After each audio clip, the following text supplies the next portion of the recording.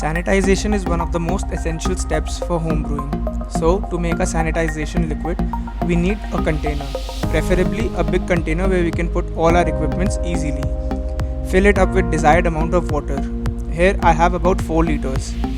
Now we will add a sanitizing agent in it. Today I am using sodium metabisulphite. I am adding 1 teaspoon for about 4 liters. You could also use potassium metabisulphite or any other food grade sanitizers. Not all sanitizers are required to be cleansed out with water, but please read the instructions that come with your sanitizer. Now simply mix the solution, put your equipment in it and wash them out. Here I am sanitizing my demijohn in it. Make sure you are cleaning all parts of your equipment.